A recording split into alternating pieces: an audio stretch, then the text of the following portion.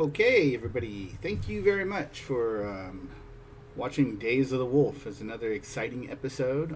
I've been out of the loop for about a month, I'm trying to get this operation back in operational. Had some issues I had to kind of contend with, but those are resolved right now, so I should be able to record pretty regularly. Um, the topic of today is the topic of the Swiss bank in your crypto wallet or your wallet. And there was a talk from Andrea Santonopoulos that was fairly interesting. And he goes into this. I posted it in Uptrend and pretty much all my social media accounts. It's about a half hour. It's well worth the listen if you get an opportunity to listen to it. But he basically goes pretty headstrong into the idea that every person that holds crypto will be able to have their own bank in their wallet, and this is a really exciting thing for me, and it really it cuts in the heart of a lot of the exchanges that are out right now. I've been very reluctant to get involved with exchanges that require KYC. I personally think it's a security problem. Giving your personal information that's centralized and put out there. If you want KYC in a transaction, I just think it's a problem because people do get hacked, and it only affords identity theft when they do get hacked, and that's a major problem. And it's more complicated than that because as exchanges require KYC, and if an attacker is able to ascertain a list of identities that's attached to wallets, well, they know that their value their value attacks because you wouldn't be on an exchange if you didn't have some wealth to transfer. So that's a problem also. Um, but aside from that, we're talking the wallet level now, and one of the my favorite wallets is the Samurai wallet because it basically gives you kind of a very strong foundation of privacy first, and then working off that wallet second. There's a lot of cool features. I wrote an article on it, and I'll send a link to it. I actually put it on my LinkedIn page, as kind of an overview of the Samurai wallet. But that's probably in my personal opinion, the best wallet to get involved with initially. There's Mycelium too. I mean, there's all these wallets, but that's the one I've kind of inspected the code base. It is open source, so it enables me to kind of look over it and stuff.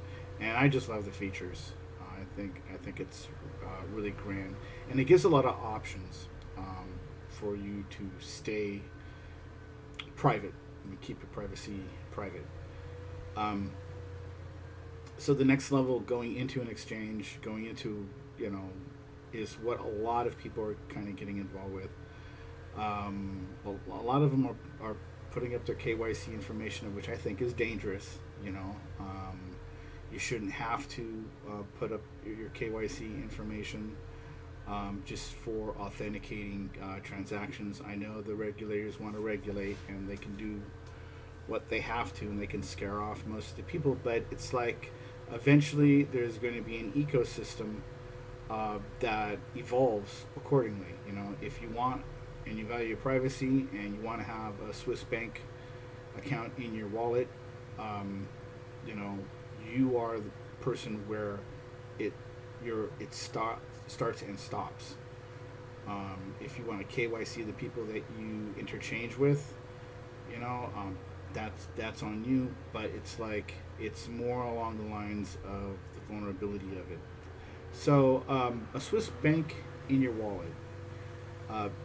It's a very fascinating idea. The fact that cryptocurrencies are getting to the point right now where we can actually have a system of wealth that's essentially, if it's done correctly, can decouple yourself from the conventional financial arena.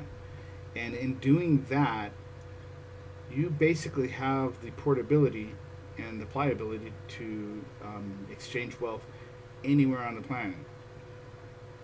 And that says a lot about the value of it. Now, a lot of people ask me, it's like, well, is the Bitcoin going to keep on going up? It's kind of like going sideways now. D Wolf. I mean, where is it kind of going? The fact that it hasn't, went back down is enough rationale for me to think that it's a viable wealth instrument. And there's a lot of speculation it's going to go up to like several hundred thousands of dollars, and that's, to me, I mean, it's not financial advice, and I'm not going to give financial advice. I'm not going to even claim to be an expert in that field, but the utility of the crypto itself is a valuable thing in and of itself. The fact that you're not dealing with banks specifically, you're not dealing with charges and maintenance fees. You're only paying in whatever satoshis you have to make the transfer. And unless you go to a exchange that kind of ups the ante and puts an additional service fee on that, you're pretty much in the clear. I mean, if you can get a wallet-to-wallet type network going, which is what it's all about.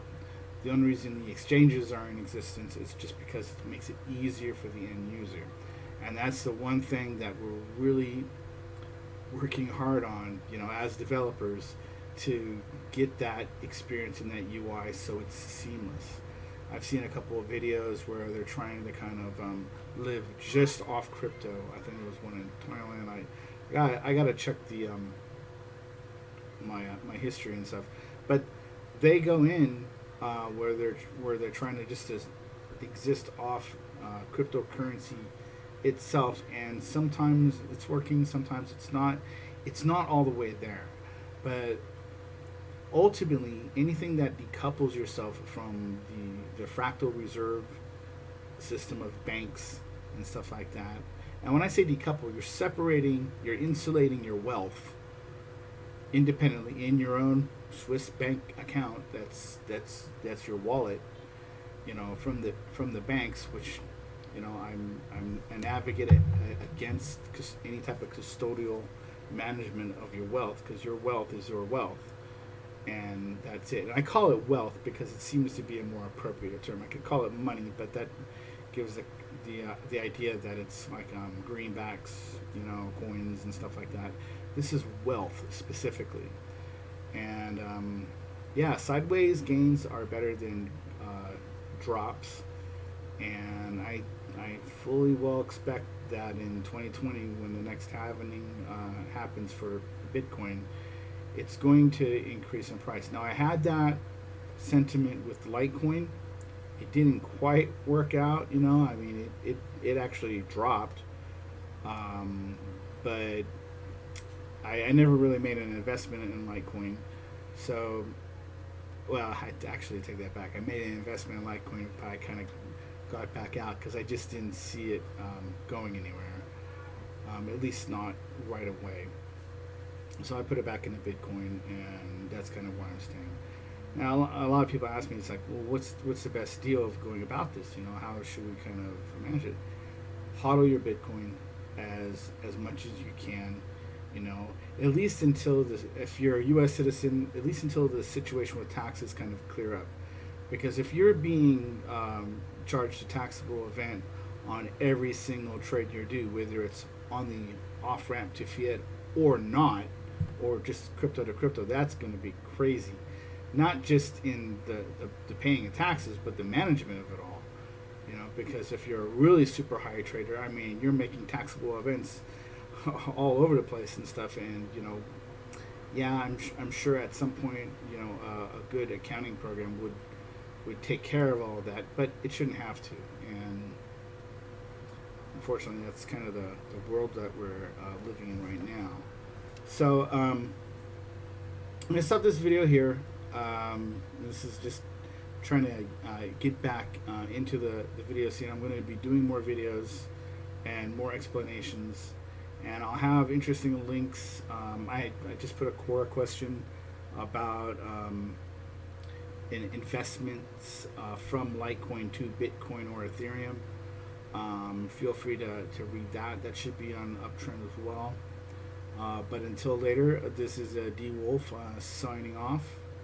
Have a great day and take care.